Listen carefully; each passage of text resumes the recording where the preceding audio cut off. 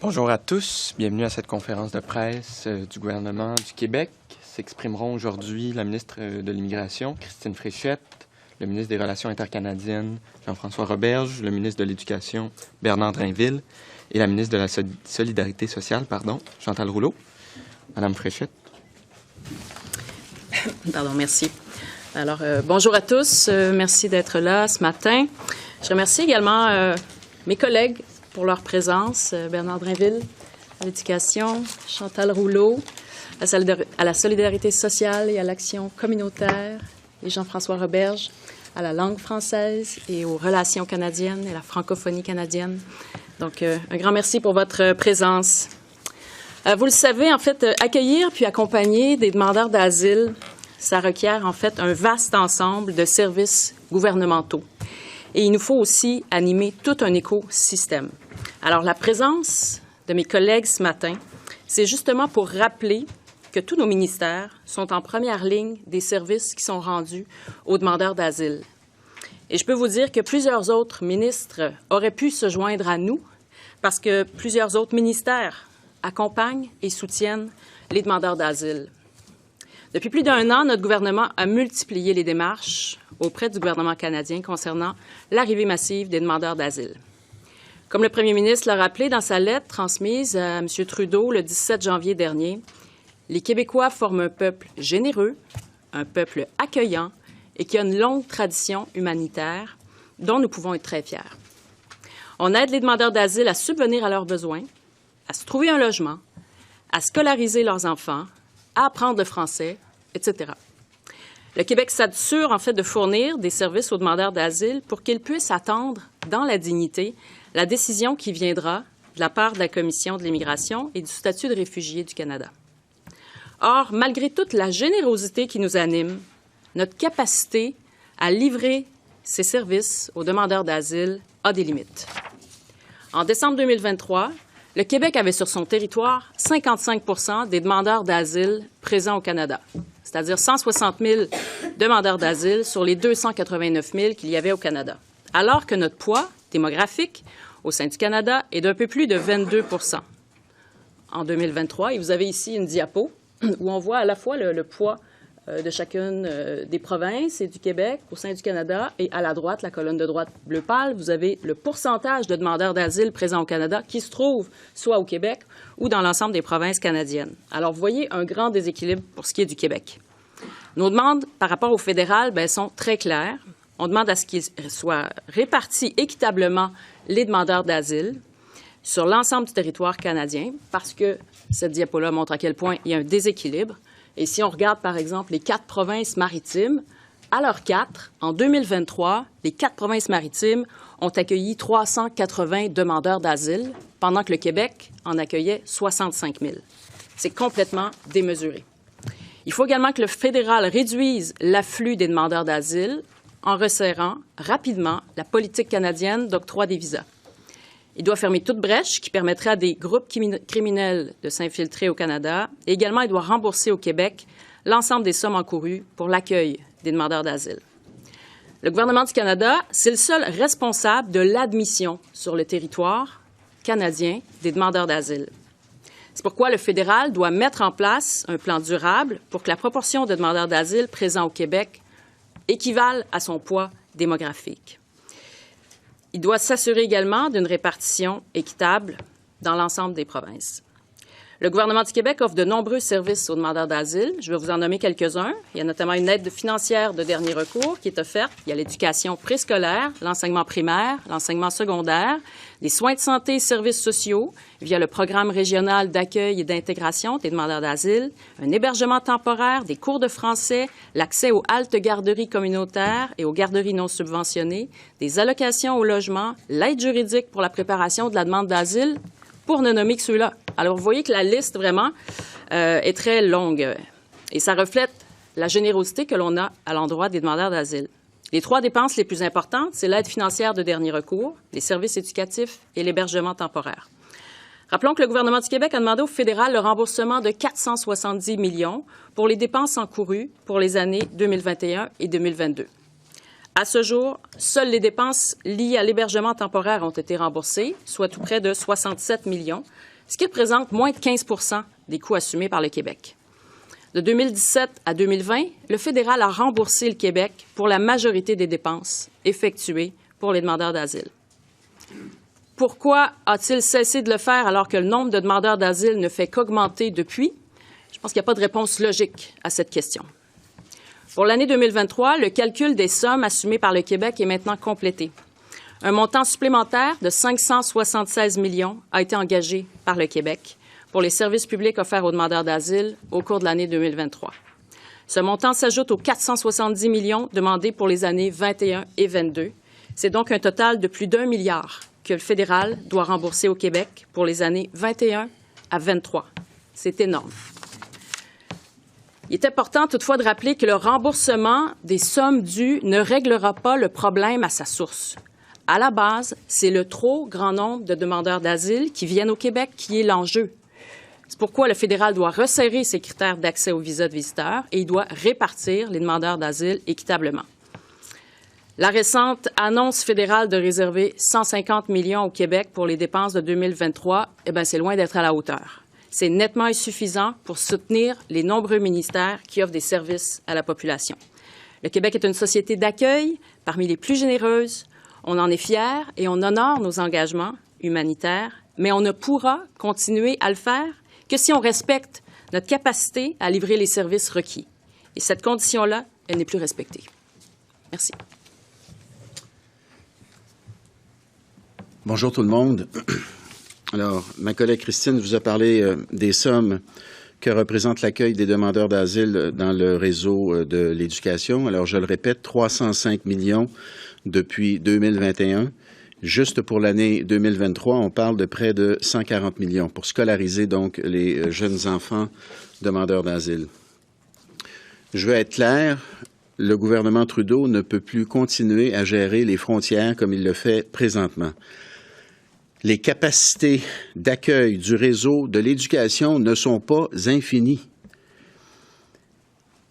Alors, je vais vous donner quelques chiffres.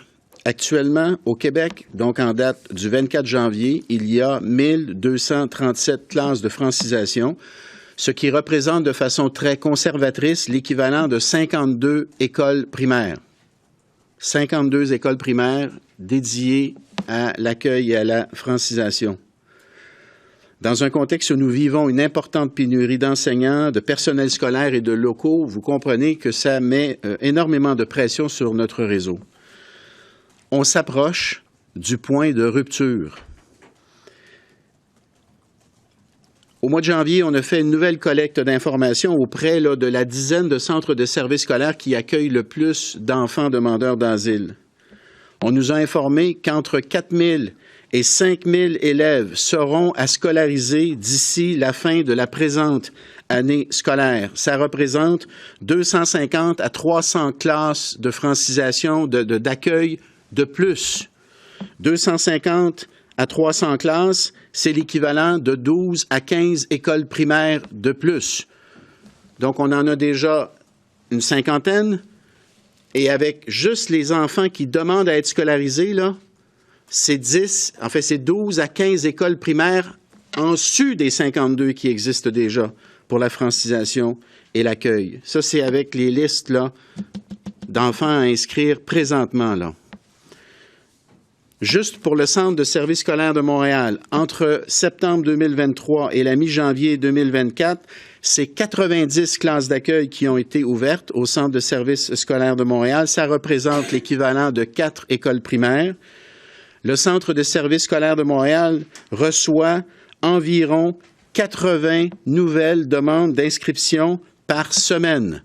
À ce rythme-là, d'ici la fin de l'année scolaire, c'est 3 à 4 nouvelles écoles primaires qu'il va falloir ouvrir. L'équivalent de 3 à 4 nouvelles écoles primaires qu'il va falloir ouvrir pour accueillir et franciser ces jeunes enfants demandeurs d'asile. Donc, une cinquantaine déjà qui existent. Juste avec les inscriptions de cette année, c'est 12 à 15 de plus. Et à l'intérieur de ce 12 à 15, là, On en a 4 juste pour le Centre de services scolaires de Montréal qui ont été ouverts de septembre à janvier et un autre 3 à 4 de janvier jusqu'à la fin de l'année. Et je vous rappelle, bien entendu, que chaque classe nécessite des ressources comme du personnel et des locaux. Alors, je le répète, on a atteint un point où on ne peut pas écarter la possibilité qu'éventuellement, on ne sera plus en mesure de scolariser les jeunes demandeurs d'asile qui nous arrivent. Et vous le savez, selon la loi sur l'instruction publique, l'État a l'obligation de scolariser ces enfants-là, mais la capacité du réseau, elle, n'est pas infinie. C'est grave ce qui se passe.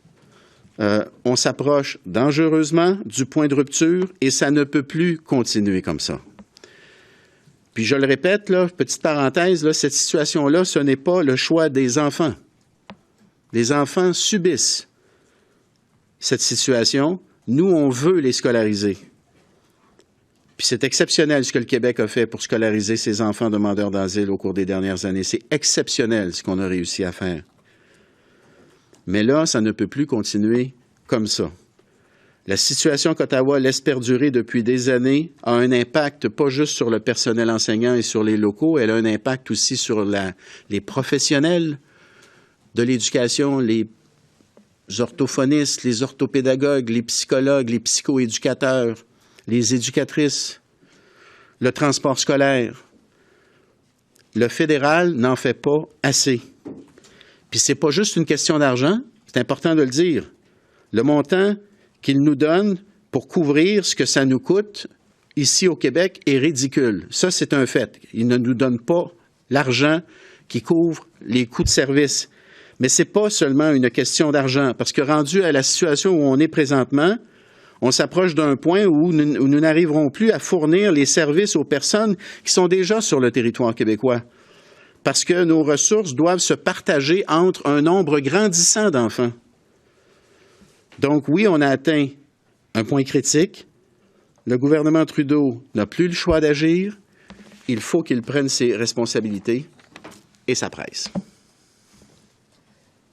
Alors, je suis ici avec mes collègues pour faire le point sur les conséquences de l'augmentation constante des demandeurs d'asile au Québec.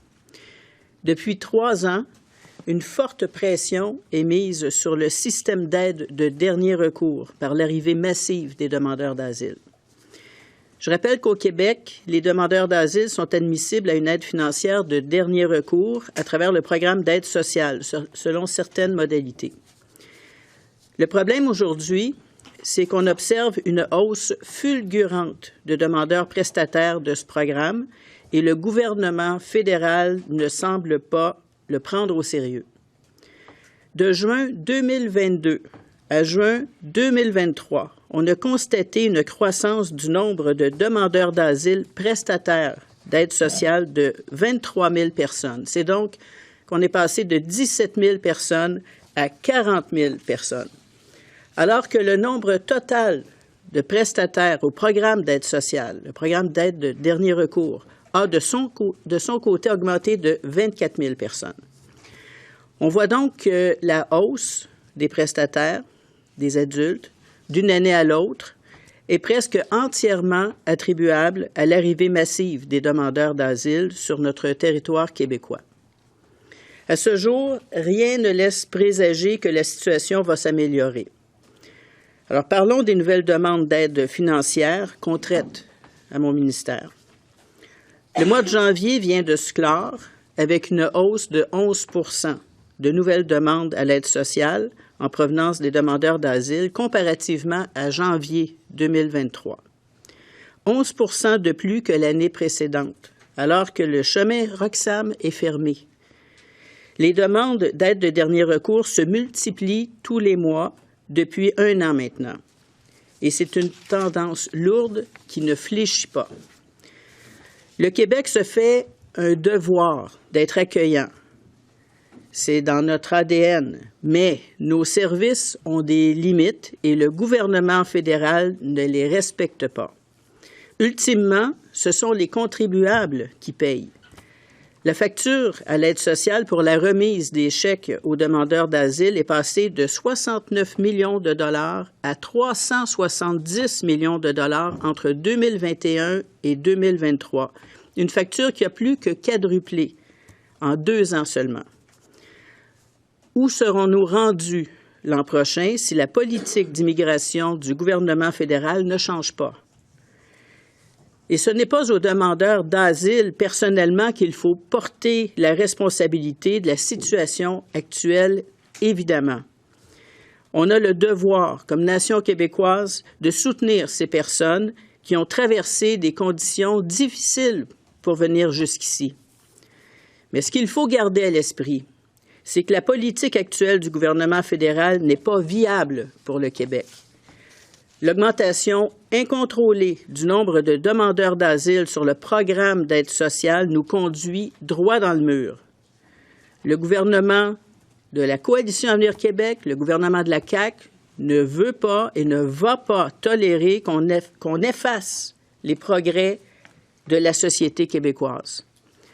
Il est temps que le gouvernement fédéral cesse de laisser nos frontières complètement ouvertes. Le gouvernement fédéral doit prendre ses responsabilités et rembourser le Québec. Merci. Merci. Au moment où on se parle, c'est comme si la fermeture du chemin Roxham avait été remplacée par une passoire dans nos aéroports. C'est comme si le gouvernement fédéral avait perdu le contrôle de ses frontières. On peut se demander même si c'est un choix. Parce qu'il pourrait reprendre le contrôle de ses frontières. Comme il a pu fermer le chemin Roxham, il peut changer la donne aussi dans les aéroports. Mais il doit le faire. La démonstration a été faite par mes collègues de manière limpide. Ça ne peut plus durer. On s'approche d'une crise qui pourrait devenir une crise humanitaire si on n'était plus capable de donner les services. Et on vient de faire la démonstration ici, là. C'est très grave. L'attitude de passivité du gouvernement fédéral doit absolument cesser. Parce que nous leur parlons, nous leur expliquons les choses, ils comprennent, mais ne changent pas la donne, alors qu'ils ont le pouvoir de le faire. Mais là, la réalité vient de se faire entendre, directement du terrain. Mes collègues sont en contact directement avec les écoles, avec les organismes, avec tout l'écosystème qui prend soin des gens qui arrivent ici en l'espoir d'une meilleure vie. Ces demandeurs d'asile-là ne sont pas des personnes qui sont responsables de ce qui arrive ici. Ce sont des personnes qui essaient d'améliorer leur sort. Mais le gouvernement fédéral a une responsabilité pour que ce soit, au bout du compte, de belles histoires. Sauf que là, en ce moment, on a l'impression que le gouvernement fédéral prend des décisions qui sont basées sur de belles idéologies bienveillantes, mais qui se butent au mur du réel. Le nombre est tout simplement trop élevé. Le nombre de demandeurs d'asile est tout simplement trop élevé au Québec. On ne peut plus les accueillir dignement, les loger, les franciser, les scolariser, les intégrer à la société québécoise. Il y en a trop. C'est pas plus compliqué que ça. Et ça, c'est dommageable pour tout le monde. Tout le monde. Donc, le gouvernement fédéral doit redescendre sur terre, puis il doit donner suite aux demandes légitimes du Québec. Nos demandes sont des demandes bienveillantes aussi. Aussi. Donc, le gouvernement doit d'abord, le premier geste à poser, la première affaire, réviser la politique d'émission des visas. Il doit aussi renforcer la surveillance des frontières parce qu'on entend parler qu'il y a des groupes criminels qui profitent du laxisme actuel. Il doit réduire le nombre de demandeurs d'asile, il doit répartir les demandeurs d'asile dans l'ensemble du Canada, puis il doit évidemment rembourser le Québec. On parle de plus d'1 milliard pour les 3 dernières années, donc c'est 5 R. Réviser, renforcer, réduire, répartir, rembourser. Puis comme mes collègues l'ont montré, ça presse. Merci à vous 4. On va maintenant passer à la période des questions.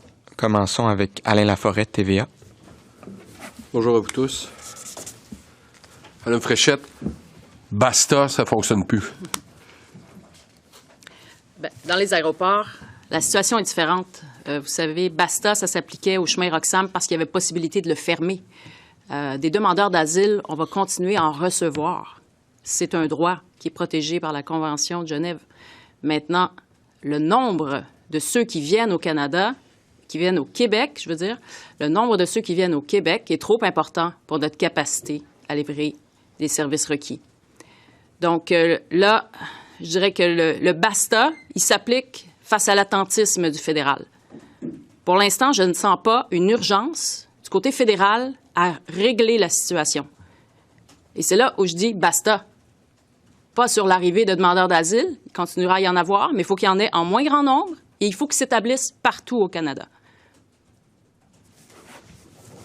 M. Roberge, vous prêchez dans le désert. Ça fait des mois. Vous avez envoyé des lettres. On a l'impression que Justin Trudeau et M. Fraser vous disent oui, puis une fois qu'ils vous ont dit oui, ils font rien. Est-ce que j'ai une mauvaise impression? On a eu des ouvertures, on a eu de l'écoute, on a eu un premier paiement, un tout petit chèque. Ouverture des écoutes, vous ne seriez pas là ce matin. Mais non, on a eu de l'ouverture, on a eu de l'écoute, mais on n'a pas eu les gestes concrets qui font la différence. C'est pour ça qu'on est là ce matin. Il faut que les gens prennent conscience de l'ampleur de la situation. La question de l'argent est importante, d'accord? C'est plus d'1 milliard en 3 ans. Et la capacité de livrer des services, là. Ça, c'est une information nouvelle. On informe les Québécois, mais aussi les Canadiens. On informe le gouvernement fédéral, qui, au premier chef, doit prendre acte de la situation et poser des gestes. On informe aussi tous les élus qui sont à Ottawa. Il y a les membres du gouvernement, mais il y a aussi plusieurs élus de d'autres formations politiques qui doivent prendre connaissance de cette nouvelle information, qui peuvent ensuite prendre de nouvelles décisions. Bien. Je partage pas votre scepticisme. Je partage pas votre scepticisme. Je pense que tôt ou tard, la voix de la raison va se faire entendre. On vous amène pas des opinions ce matin, là, ou ce sont des faits. Ce sont des faits. Les démonstrations de mes collègues sont limpides. Louis Lacroix, que j'écoute. Bonjour, Mesdames, Messieurs. Madame Rouleau, vous avez dit on ne peut pas accepter d'effacer les acquis de la société québécoise. Est-ce qu'en ce moment, le modèle québécois d'éducation culturelle, d'accueil, etc., est-ce qu'il est menacé par l'arrivée massive de migrants? En fait, on a le meilleur filet social, si on peut l'appeler filet social, de par le monde, je dirais. À travers le Canada, certainement, en Amérique, et si on se compare à de nombreuses autres nations à travers le monde. Ce qui est menacé, c'est la capacité d'agir, parce que le nombre de demandeurs d'asile est trop important. Il y a une pression énorme qui se fait sur notre système, le système gouvernemental, pression financière, mais pression humaine.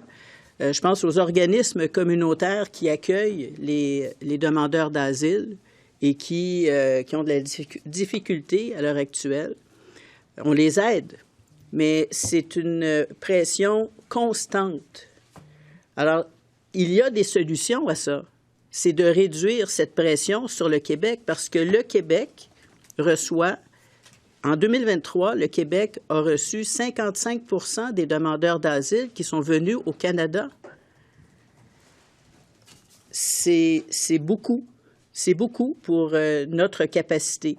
Alors, Je vais peut-être préciser ma question parce que ce que vous laissez entendre, c'est que l'arrivée massive de migrants qui viennent solliciter des services du gouvernement du Québec, ce que vous laissez entendre, c'est que il pourrait y avoir un risque pour le reste de la population de ne plus avoir accès à certains services. Comprenez-vous ce que je veux dire? Parce que là, on a un modèle là, qui est établi pour une population en général. Oui. Et ce que vous semblez décrire et ce que vous semblez dire, c'est que ne pas accepter d'effacer les acquis de la société québécoise. Oui. Ma question, c'est est-ce que ça met en péril les services qu'on donne à l'ensemble de la population? ça peut nous amener à des difficultés si cette pression se poursuit, parce qu'à l'heure actuelle, par exemple, en décembre 2023, les demandeurs d'asile sur le programme d'assistance sociale, qui est l'aide de dernier recours, représentaient 29 % de la population, des bénéficiaires là, qui sont sur le programme. Alors, et c'est beaucoup d'argent. C'est 370 millions de dollars. C'est de l'argent, c'est des ressources humaines qui doivent prendre soin de ces personnes. On veut les accueillir, mais la pression est trop importante. Et c'est le gouvernement fédéral qui ne respecte pas ses responsabilités. C'est le gouvernement fédéral qui doit s'assurer d'une meilleure distribution des demandeurs d'asile à travers le Canada. Les 4 provinces de l'Atlantique ont reçu 380 demandeurs d'asile en tout. On en a reçu 65 000. Il y a une proportion qui ne fonctionne pas. Alors, c'est le gouvernement fédéral qui doit prendre ses responsabilités. Ça, c'est clair. C'est très clair pour nous. Et c'est pas de refuser, puis on le dit encore, c'est pas de refuser d'accueillir des gens qui vivent des difficultés et qui doivent quitter leur pays pour venir ici. Puis ça a été compliqué, ça a été difficile. Alors, on veut les accueillir, mais là, la pression est trop importante. Et c'est inégal. Alors, on veut faire supporter cette pression sur, sur la population québécoise. Et ce n'est pas tolérable. C'est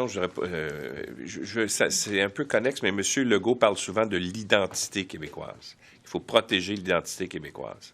Est-ce que l'arrivée massive de migrants menace l'identité québécoise? Ça pourrait arriver. Si on accueille plus de personnes qu'on est capable de loger, mais de franciser, puis d'intégrer à la société québécoise. Nous, on veut des histoires de succès.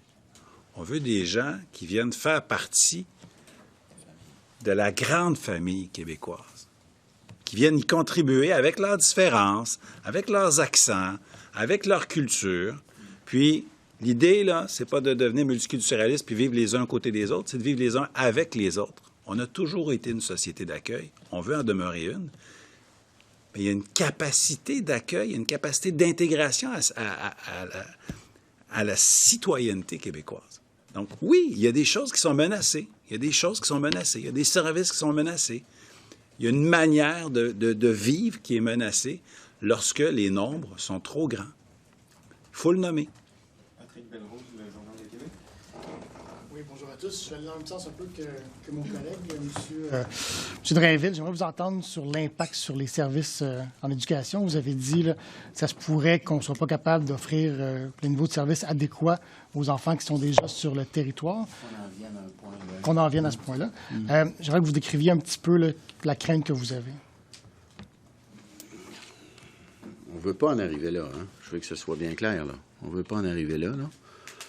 Mais si le flux continue au rythme où on l'observe présentement, si le fédéral ne prend pas ses responsabilités, je veux dire, à un moment donné, on va l'atteindre, le point de rupture, puis on est dangereusement proche de l'atteindre, le point de rupture, là. Les centres de services scolaires, par exemple, le centre de services scolaires de Montréal, là, qui nous disent, écoutez, on est étiré au maximum, ça craque aux coutures, puis on fait tout ce qu'on peut pour trouver des locaux, puis pour trouver des enseignants, puis pour trouver du personnel. Là, ils en sont rendus au Centre de services scolaires de Montréal d'envisager, dans le fond, de déplafonner les ratios dans les classes.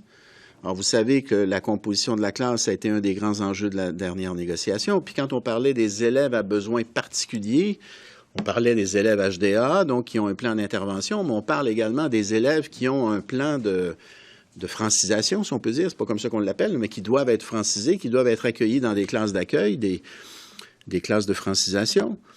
Alors, quand on parle de composition de la classe, donc on parle aussi des élèves à franciser. Là, le nombre d'élèves à franciser ne cesse d'augmenter. Et puis, Ça, c'est, c'est conventionné, ça. Le nombre d'élèves par classe, il est limité. Puis là, il y a des discussions qui ont été ouvertes entre la direction du Centre de services scolaires de Montréal et le syndicat pour voir est-ce que le syndicat accepterait de lever le plafond, le maximum d'élèves qu'on peut accueillir dans une classe. Puis là, je ne rentre pas trop dans la technique. Là, il y a 2 maximums. Là, il y a un maximum pour la classe, puis un maximum de groupe. Bon. Alors, mettons, là, tu as 3 classes de 20 élèves. Bon, alors, le maximum, c'est 20. Donc, on va jusqu'au maximum. Mais le maximum du groupe, lui, est 18. Donc, la moyenne des 3 ne doit pas dépasser 18. Bon, alors, évidemment, si tu as 3 classes de 20 puis ton maximum de groupe est 18, il faut que tu ouvres un 4e groupe. Bon. Et là, ce que veut la direction de la commission scolaire, du centre de services scolaires, dis-je, c'est de d'hausser les maximums pour pouvoir accueillir plus d'élèves. Alors là, il faudra voir comment la direction du syndicat de l'Alliance donc va réagir. Mais là, on en est là. On en est dans des discussions que je qualifierais quasiment de dernier recours, là. Pour que la direction du Centre de services scolaires de Montréal en soit rendue là, c'est qu'il n'y en a plus de classe, là. Il n'y a plus d'espace, il n'y a plus de locaux, il n'y a plus de profs. Il manque en fait déjà d'enseignants. Il manque déjà d'enseignants pour les élèves qu'ils doivent inscrire. Alors, le résultat à très court terme, c'est que on est obligé d'étirer dans le temps la période pendant laquelle ils doivent attendre, ces enfants-là, avant d'avoir une place dans une classe. Et plus le nombre va continuer à grossir, plus cette période-là va s'allonger nécessairement. Et moi, ce que je crains, c'est qu'à un moment donné, on se regarde comme société, puis on dise, on n'est plus capable. On n'est plus capable de les scolariser parce qu'on n'a juste pas les ressources.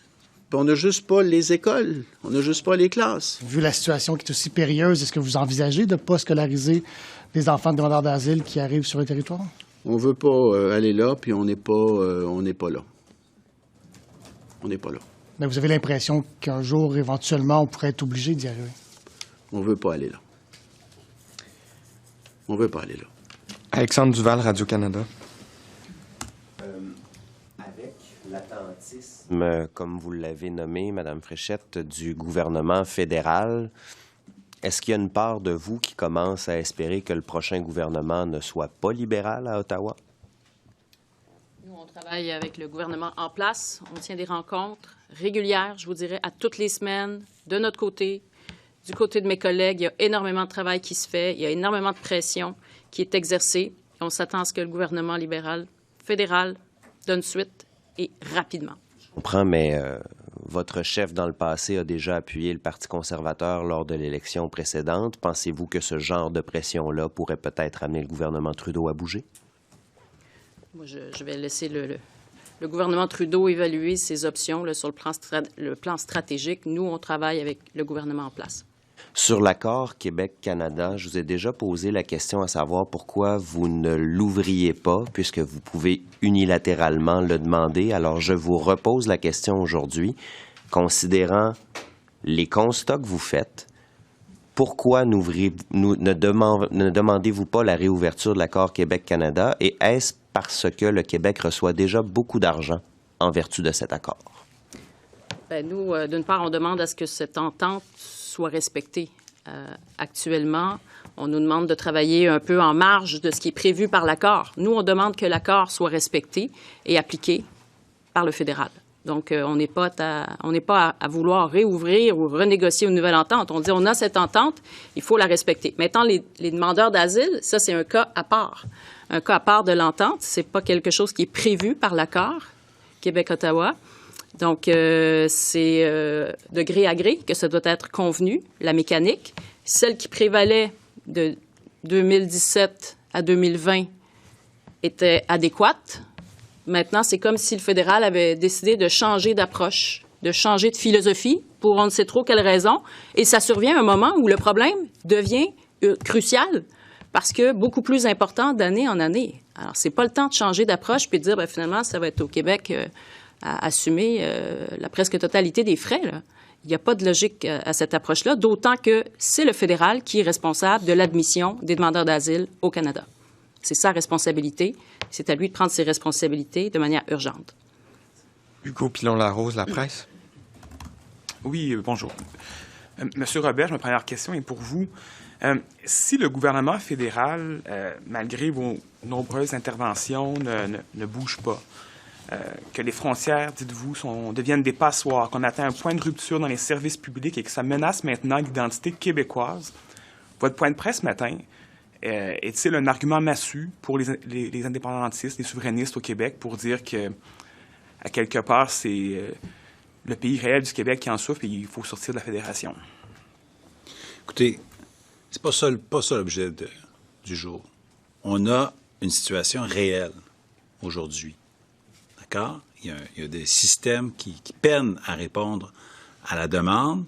Il y a des enfants dans les classes, il y a des enseignants qu'on essaie de recruter. Donc, dans le réel, aujourd'hui, cette semaine, la semaine prochaine, le mois suivant, là, on a besoin que le gouvernement fédéral prenne ses responsabilités. C'est ça qu'on veut faire. Tous les Québécois devraient faire front commun pour ça.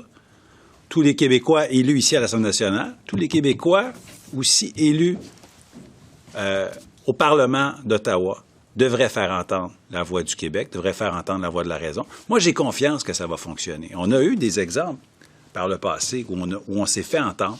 Des fois, ça prend 2-3 coups pour se faire entendre. Michel Rivard disait, les idées dans la tête, c'est comme les clous. Pour être sûr qu'elles pénètrent, ça prend quelques coups. Alors, voici un coup de plus sur le clou aujourd'hui. Tu rêvais de vous chanter ça? Je ne l'ai pas chanté. Mais le Québec dispose de combien de temps avant que les nombreux coups que vous donnez portent fruit? Parce que vous prédisez un point de rupture.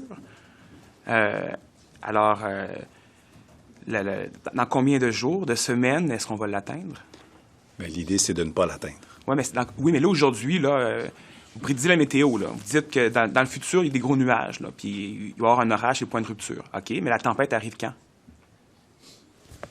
Écoutez, c'est pas moi qui dirige tous les réseaux, mais ce qu'on dit, c'est que c'est imminent et qu'on doit s'arrêter avant. Parce que je regarde un peu vos graphiques, là, on voit que le Québec et l'Ontario partagent l'immense, écrasante majorité des demandeurs d'asile au pays. Est-ce que ce serait le temps d'inviter l'Ontario à venir sur l'estrade avec vous? On a des discussions avec nos collègues des autres États fédérés de la Confédération. Je peux vous confirmer que nous avons des discussions avec les autres. D'accord, moi j'ai des discussions avec mes collègues, là, mais ouais. Où est l'Ontario? Bien, juste là au bord de la rivière des Outaouais. Mais plus sérieusement, je ne peux pas vous dire le moment où on fera exactement ou s'il y aura une annonce, mais je peux vous dire que dans le reste du Canada aussi, il y a une prise de conscience. Si on recule d'il y a un an, là, il n'y avait qu'au Québec qu'on parlait de ce qui se passait en immigration, du fait qu'on veut continuer de jouer notre rôle. C'est important de le mentionner. Là. On veut continuer d'être une terre d'accueil, mais qu'il y avait des enjeux avec le nombre et avec les coûts. Puis dans la dernière année, vous avez vu, si vous regardez là, ce qui se passe dans le Canada anglais, beaucoup de prises de conscience, de lettres ouvertes, d'éditoriaux, un changement d'approche, un changement de ton. Et je pense que bientôt, nous ne serons pas seuls à faire de telles prises de parole. Ontario, autres provinces. L'opinion publique canadienne. Merci, Bernard, tout à fait. C'est vrai. L'opinion publique canadienne a complètement changé. Ça se voit dans le ton des éditoriaux, des chroniques, dans les sondages. Donc, Ottawa ne peut pas être insensible à ce que disent l'ensemble des Canadiens. Thomas Laberge, La Presse canadienne. Oui, bien, c'est drôle, M. Roberge, parce qu'on a parlé de changement de gouvernement. Votre collègue a dit on travaille avec le gouvernement en place, mais là, vous venez de mentionner les sondages. Donc, j'ai un peu de misère à ne pas vous poser la question.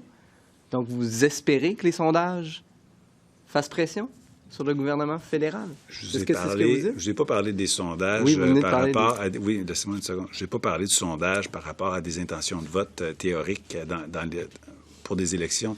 J'ai parlé des sondages où, quand on sonde les Canadiens, puis on leur demande s'ils pensent que ça va bien les politiques migratoires, s'ils pensent que ça va bien, que le nombre d'immigrants, par exemple, pour les demandeurs d'asile est suffisant, insuffisant ou trop élevé, beaucoup de Canadiens considèrent qu'il y a un impact avec les mauvaises politiques migratoires, notamment pour le logement. C'est de ça dont je vous parle. Je vais poser la question plus directement. Vous dites on ne veut pas devenir multiculturaliste, donc vous dites le gouvernement Trudeau. Est-ce que Pierre Poilievre est moins multiculturaliste que Justin Trudeau? Je n'embarquerai pas là-dedans. Ce que je dis, c'est que tous les élus à Ottawa doivent prendre connaissance de l'état de situation actuel. Madame Fréchette, on vous a posé des questions récemment un peu sur les discussions que vous aviez avec vos homologues. Vous ne sembliez pas être tout à fait sur la même longueur d'onde que le premier ministre. Ça va comment, vous, vos discussions avec vos homologues? Est-ce que c'est comme M. Roberge, il y a de l'ouverture, mais il n'y a pas de geste? Bien, j'ai dit tout à l'heure qu'on ne sentait pas l'urgence.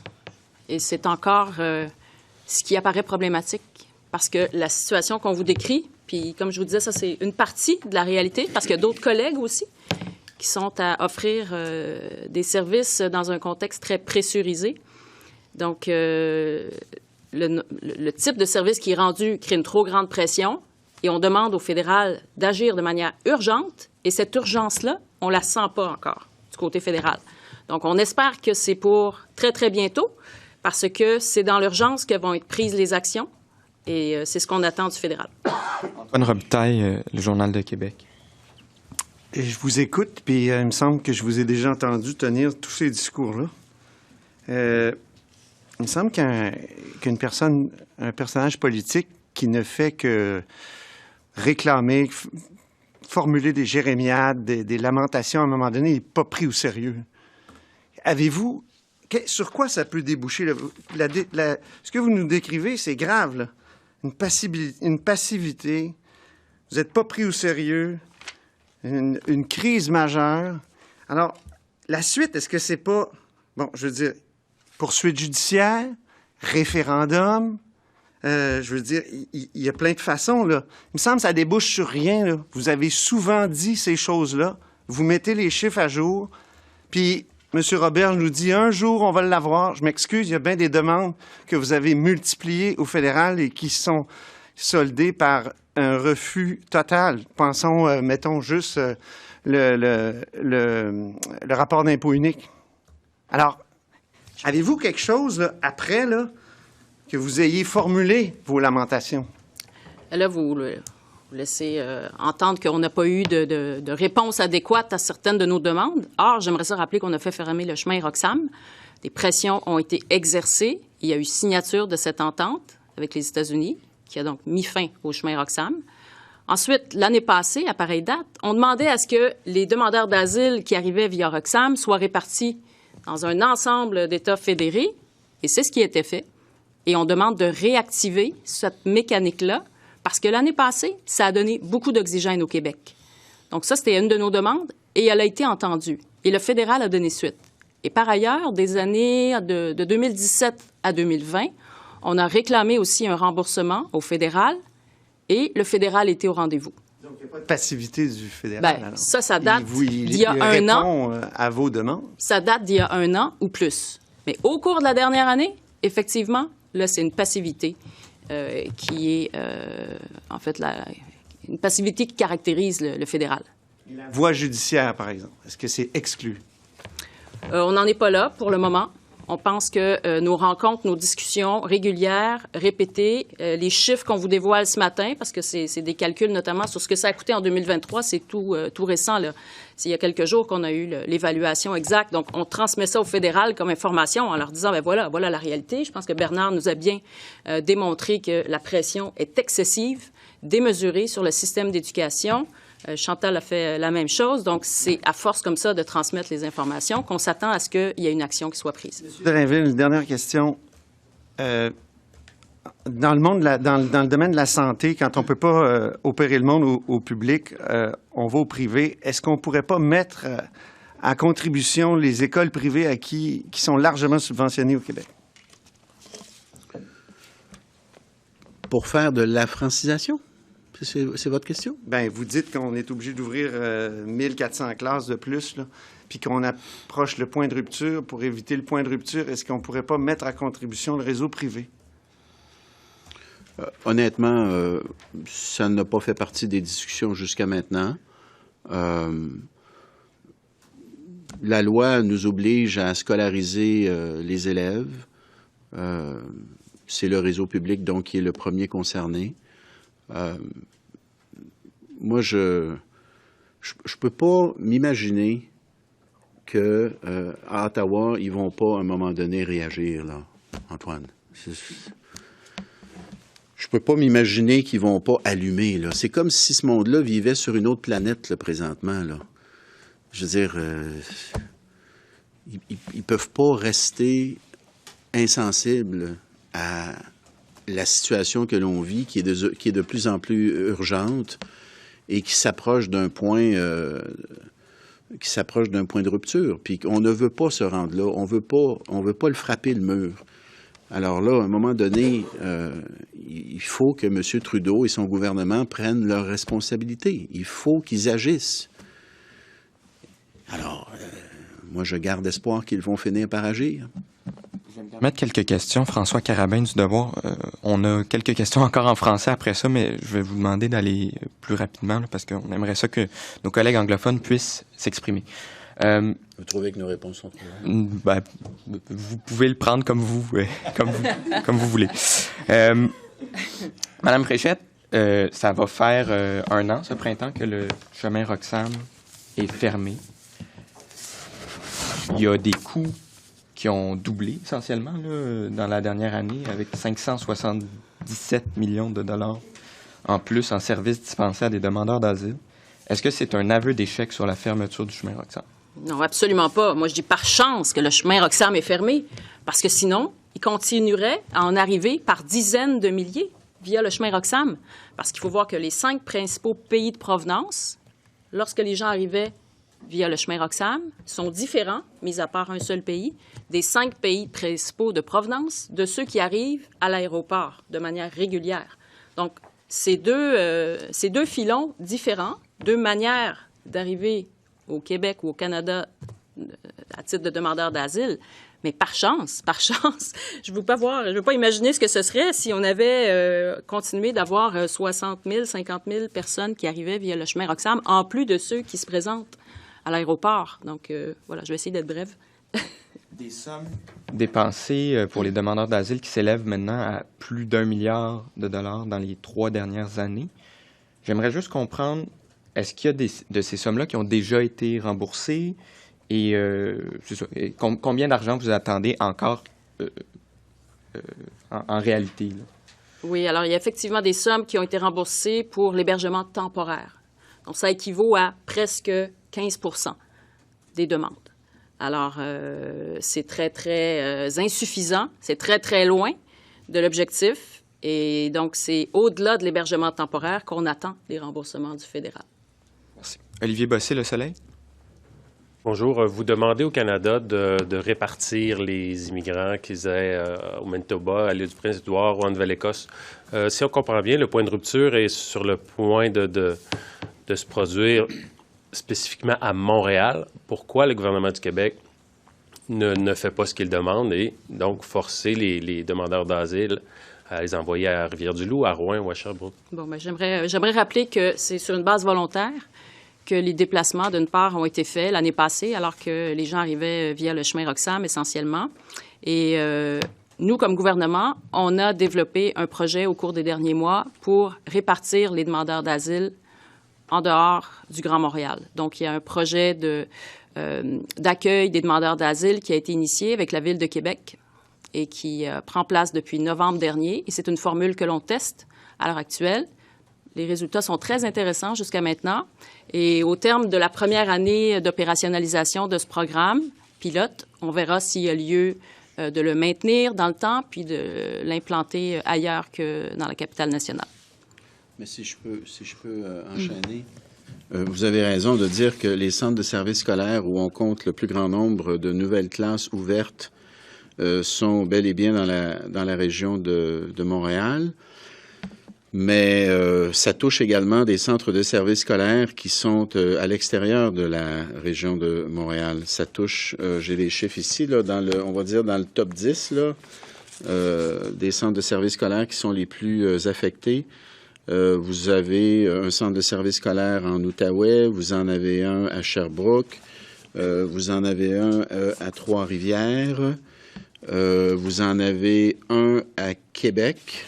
Le centre de service scolaire de la capitale est aussi un centre de service qui a ouvert plusieurs classes de francisation. D'ailleurs, c'est un centre de service scolaire qui nous a signalé qu'il était sous forte pression. Et j'ajoute aussi, ça c'est le 11e, je vais dire, là, donc je ne suis plus dans le top 10, là, je suis plus dans le top 15, là, mais le centre de service scolaire voyez-vous, des Appalaches. Je le cherche. C'est un centre de service scolaire qui a effectivement ouvert aussi un certain nombre de classes de francisation. Tout ça pour dire que la francisation, ce n'est plus seulement qu'un enjeu montréalais. C'est un enjeu qui, je dirais, touche plusieurs régions du Québec. Robert, vous avez parlé de crise humanitaire. Pouvez-vous développer à quoi vous pensez? Quand on a de la difficulté à loger des gens, on a vu là, dernièrement que l'itinérance a augmenté à Montréal, mais dans plusieurs autres grandes villes, partout. Moi, j'habite sur la rive sud de Montréal. Mon comté, c'est Chambly. Il y a de l'itinérance à Chambly, il y a de l'itinérance à Saint-Jean. Je ne dis pas que ce sont que des demandeurs d'asile, mais on a un problème important de logement, on a un problème important de scolarisation. Donc, je pense que c'est de ça dont on parle notamment. On va passer en anglais. Phil Autier de Gazette. You've stated these requests before, and I was interested to hear your comment, Madame Frechette, that you find Ottawa's attitude passive, very, very, very passive. What is it going to take to wake them up to the urgency of the situation? You're now asking for $1 billion in expenses. What will it take to sort of get their attention, shall we say? Ottawa is embroiled in other issues these days, as you know. So what will it take? Well, I think that the current press conference is part of our strategy to inform the federal government of the situation here. I think he needs information, clear information, and we have many of these information to reveal this morning and to the federal government. And I'm confident that with that information, the federal government will end up taking action, assuming its responsibility, because it's the federal government that has the complete responsibility for the flow of asylum seekers in Canada. Why wouldn't you be asking for a meeting of the premiers of all the provinces, if the crisis is as big as it is? Why wouldn't you ask for that, so that the top players are at the table? In fact, last year when we were at the summit of the crisis with Roxham Road, the federal government implemented a mechanism to make sure that asylum seekers would go elsewhere than Quebec. We simply asked the federal government to reactivate that mechanism. We don't need a big forum with all the federal government and provinces in Canada to discuss that issue. We know that the mechanism to make sure that people are going in all the federated states in Canada is part of the solution. And we don't need that kind of forum in the short term to take action. Cathy Sonnet, CBC.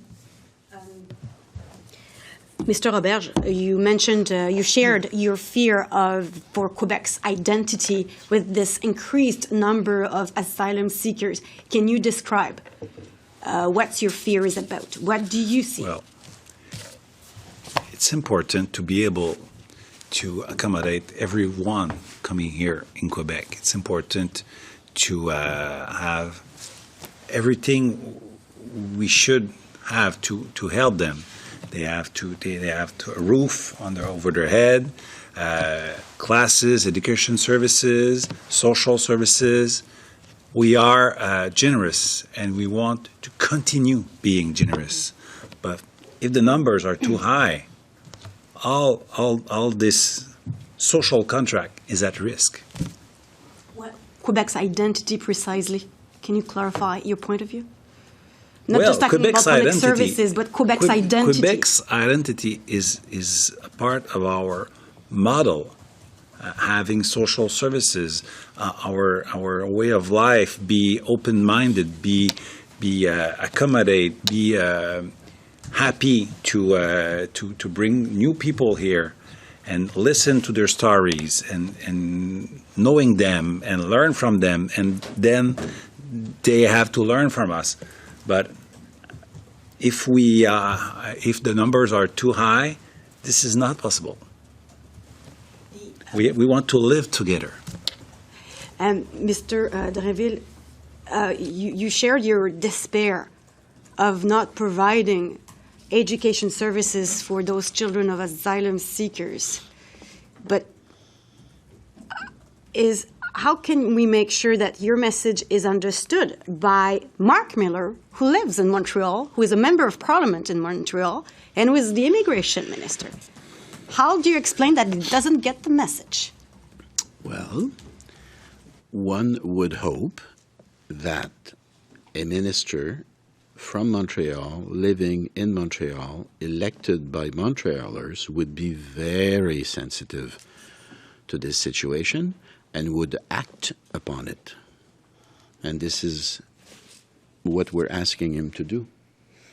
We're asking M. Miller and the government that he belongs to act. So hopefully common sense and a certain wisdom will prevail. Juste pour préciser en français, est-ce qu'il est déconnecté, le ministre Miller? Ce que j'ai dit en français, c'est que il a été élu par des Montréalais dans une circonscription montréalaise. Ça lui donne une position très avantageuse pour être très sensible aux arguments que nous soutenons ce matin. Et donc, on espère qu'il va agir, lui et le gouvernement auquel il appartient. Franca Miniaka. Global. Just to follow up, Mr. Drainville, you said that this was an issue of more than just money. What exactly is the risk on the education system right now with the influx of asylum seekers?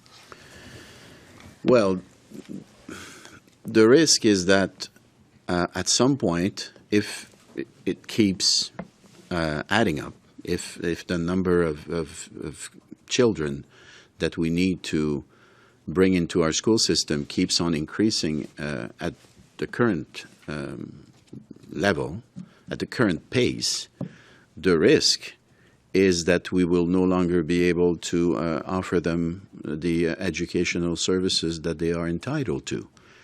And we are not there yet, but we are getting too close for comfort. So we are hoping that something will be done to bring down the level, and we're calling upon the federal government to take its responsibilities and act before we get to this crisis point, to this point of rupture. I'm not sure we can say that in English, but this breaking point. Breaking point. That's right. And Minister Fréchette, you mentioned, there are more and more people coming through the airports. Do you feel it was a mistake to close Roxham Road? Excuse me? Yes, with more and more asylum seekers coming through the airports, was it a mistake to close Roxham Road? Do you think it actually made a difference? Of course not. It was the thing to do, and hopefully it was done, because otherwise we would have dozens and dozens of asylum seekers coming through Roxham Road, as well as coming through the airport, Montreal Airport. And so, fortunately, it was closed. And as I said in French, the 5 main countries, asylum seekers coming through Roxham Road are different than the 5 most important countries from where people in the airport are coming from, except for one country. So we are talking about different people. And so it was important to close Roxham Road. And since then, we can see that the number of asylum seekers going to Ontario has increased a lot, because when it was through Roxham Road, they would all come to Quebec, almost 99%. Can I just just one more? I see Madame Rouleau is here. I'm not sure if you want to take this question or Minister Roberge, but what exactly are the consequences we're seeing on first-line services for newcomers coming to the province? What are the consequences we're seeing? Well, it's a big pressure on our services, on our human resources, governmental resources, but also the community organizations that welcome the asylum seekers. It's a lot of people coming. The raise of the asylum seekers is too important to support, and we want to welcome them, but the pressure is too high. Une petite dernière question pour conclure l'heure d'Antoine Robitaille. Le commissaire en langue française dit qu'une répartition linguistique des demandeurs d'asile, ça faciliterait, ça serait une pierre deux coups, faciliterait l'intégration des demandeurs d'asile, contribuerait à améliorer la situation du français, même ça réduirait les coûts de l'intégration. Pourquoi vous écartez complètement cette proposition-là du commissaire? Bien, c'est intéressant.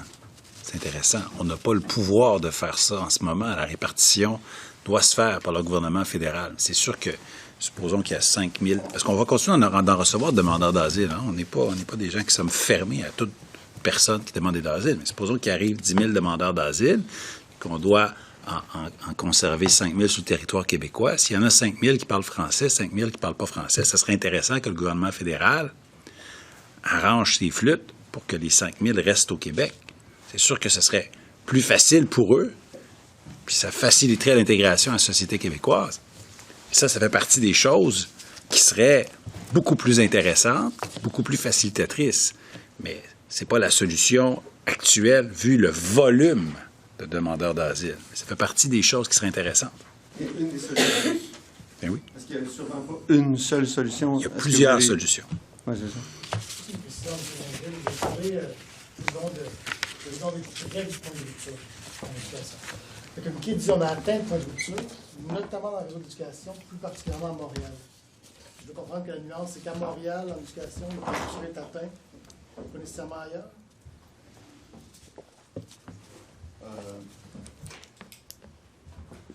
Je dirais que